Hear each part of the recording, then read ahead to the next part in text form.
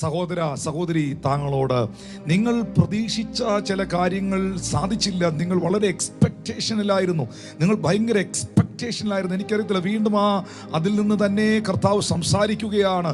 ഇതാരോടുള്ള ഒരു ദൂതാണ്. വളരെ നിങ്ങൾ ഹൈലി എക്സ്പെക്റ്റേഷനോടുകൂടെ ആയിരുന്നു. പക്ഷേ ആ എക്സ്പെക്റ്റേഷൻ ഓപ്പോസിറ്റായിട്ട് നടന്ന സംഭവം നിങ്ങളെ ഡൗൺ ആക്കിയിരിക്കുന്നെങ്കിൽ ദൈവത്തിൻ്റെ ആത്മാവ് നിങ്ങളോട് പറയുന്നു, നിരാശപ്പെടരുത്, മനസ്സ് ഇടിഞ്ഞു പോകരുത്. ഇതാ സ്വർഗത്തിലെ ദൈവം നേരിട്ട് ഇറങ്ങി വന്ന് ആ വിഷയത്തിൽ നിങ്ങൾക്ക് വേണ്ടി ഇടപെട്ട് സ്വർഗം അത് റെസ്റ്റോർ ചെയ്യാൻ പോകുകയാണ്. സ്വർഗം അത് റെസ്റ്റോർ ചെയ്യാൻ പോകുകയാണ്. നോക്കിയേ, ഇവരോട് കൂടെ കർത്താവ് ചേർന്ന് നടക്കുന്നു. ദൈവം മനുഷ്യരുടെ കൂടെ നടക്കുന്നു. ദൈവം അവരോടൊപ്പം നടക്കുന്നു.